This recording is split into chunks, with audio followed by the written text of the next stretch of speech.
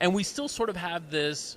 You see, he's pointing at us means Yeah. we're live. Okay. Like we still have this, like we're gonna be live. Like let's be really like like. Well, I was ready. I was ready and professional. I was smiling. I had Look at your posture. I had like, the flag I'm like this. pointing I'm like forward. hunched over. I mean, no, but that's how we're doing it now. We're just kind of casual. You can slouch back All right. or slouch forward, whichever way you want to slouch. I got some sweatpants upstairs. I can put those Bring on. them down. Yeah. Bring them on down. Jason Beam with us at Beamy Awards on Yeah. Twitter. I think that's self-explanatory. People know who you are, but in case they don't, what is all this Beamy Awards stuff?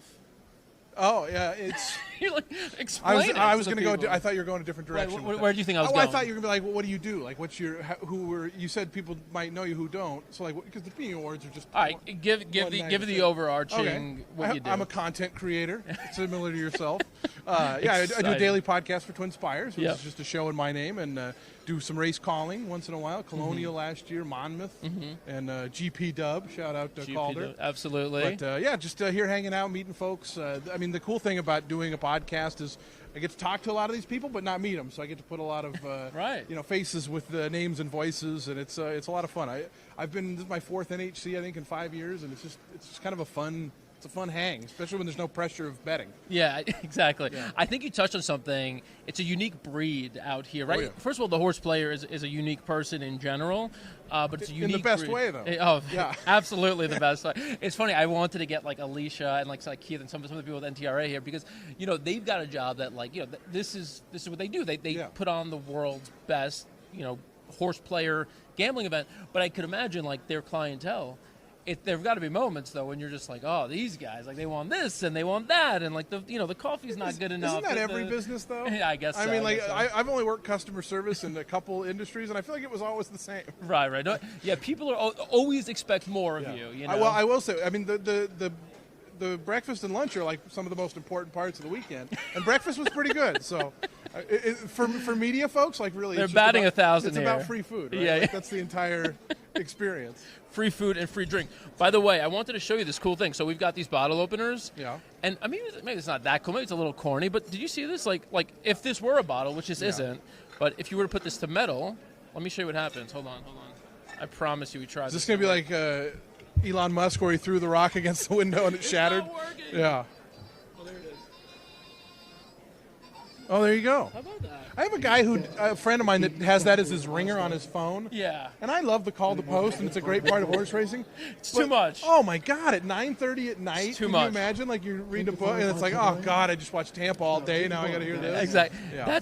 That by the way is like the siren call to my wife to just be like, I'm out. Like when, as soon as she hears that, she's like, yeah. it's one or two things. It's like she leaves or she looks at me. She's like, you've got to be kidding me again. Yeah. Another race. It's 10 p.m. As Travis Stone used to have in his bio on Twitter, life is just a series of post times, and it's a little bit like that with Call to Post. It's completely that way. But no, we started out talking about the BME Awards. Yeah. To take us back to that, I remember the first time I saw the BME Awards. Again, for people who don't know, it's a horse racing sort of parody style award show on Twitter. First time I saw it, I was like, okay, this is cool. Like me and like the same 20 people I know are going to really enjoy this. Yeah.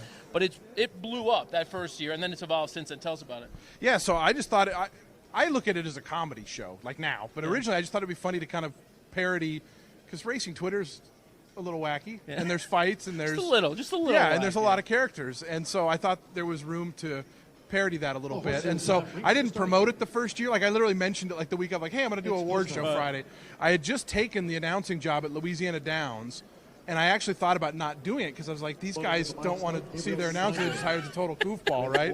Which they learned that very quick.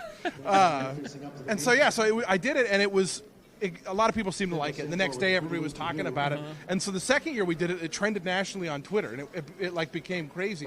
I'll never forget, in the second year, the trending topics, like the fifth and sixth ones were Rudy Giuliani, Beanie Awards, because he had just dropped out of the presidential election. Wow. And so I was like, how ridiculous is it that my tweet about, best humble brag is getting as many tweets as Rudy Giuliani? So It's even funnier to think now, specifically within like the lens of like what's happened since then. Yeah. And like if Rudy Giuliani's trending now, it's for something completely different. Oh, yeah. So There's a list of like 30 people who, if they trend, they said something stupid. That's all there is to it. Like It's like, oh, Yeah. okay, Antonio Brown. Yes, that yes. guy, David Brooks from the New York Times.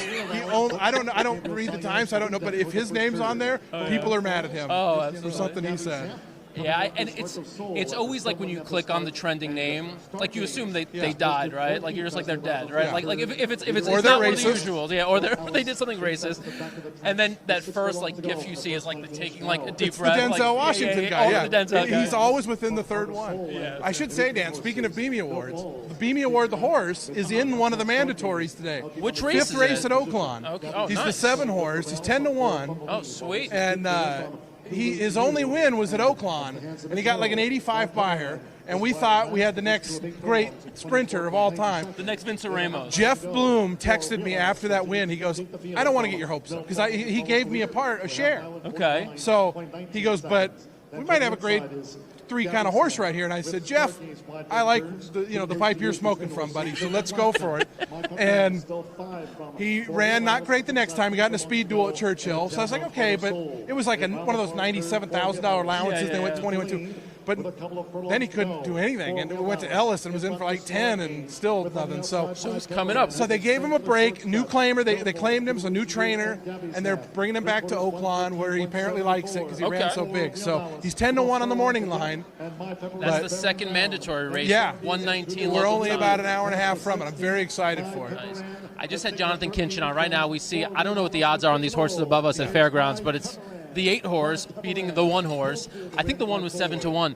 Kinchin was telling me, when you're in this tournament, when you're playing, even if you haven't put a pick in for that race, you're still like, like each race, you're like, what's going on? And you're just rooting for the favorite to win that race. A 17-1 won a couple minutes ago somewhere. I think it was, where was it? Tampa, or whatever. Gulfstream, I think, Yeah, 17-1 shot wins. And it was a little bit quiet. Fairgrounds, You didn't get the explosion. And everybody, when Dooley even said, 17-1 now on the winner here. Yeah. And when he said that, everybody looked around like anybody got that? Is anybody anyone got happy? that? No? Okay, good. I've talked to a lot of contest guys on my show, including Jonathan. And I always ask him about that because you study all night, you do this, and then an hour into it, some guy pops a cap horse, for $66. Like you have to. Everybody tells me that the best way to do it is have a dollar amount in your head, try to get to it, and you just can't. But that's like horse racing day to day, right? Like one race, you can't let that beat you up for the day psychologically. So tough, though. Yeah. So tough. Oh. And look, and I know you don't play anymore. Yeah. I know you used to play. There was a time. I read all about it in a book that had nothing to do with you. Yeah. Exactly. Tell us about Southbound. You wrote a book, man. I Tell did, us about that. Yeah, Southbound just had its 5th birthday a little while ago because we had to. Happy birthday. Yeah, the publishing contract was 5 years, so we had to re-up, but they wanted to, so that was great. That's good. Congrats. Yeah, it was based in reality of my backstory, but the story was all more future casting. Okay. What it was a journal exercise that got out of hand. It was like, how do I think it would play out if I did this? Yeah. If I moved to L.A. and became a professional bettor, and I knew how it would play out, so I wrote it down.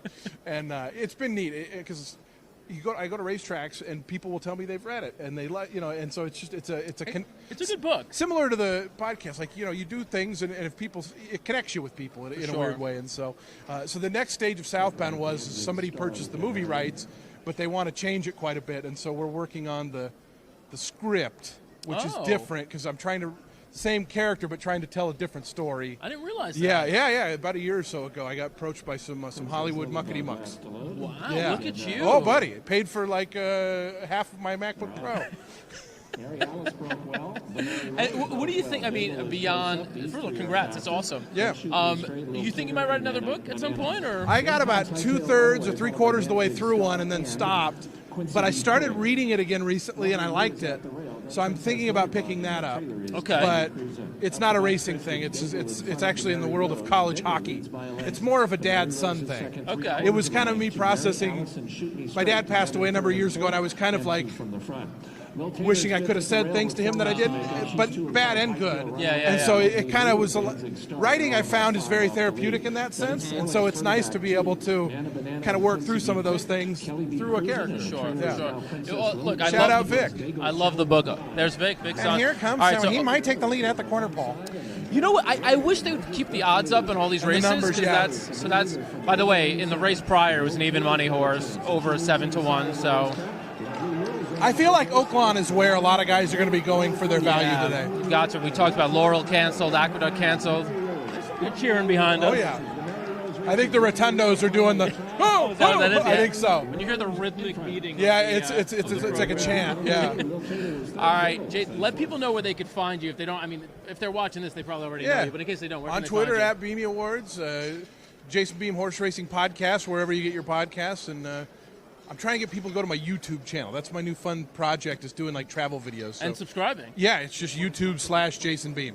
Absolutely. All right. 2 E's, no A. We have Beam on here. By popular demand, really. If we didn't have you on, we would have gotten killed. I think it was I walked by and like, Dan, can I please plug my book and my show? That too. All right, we'll be back in a little bit.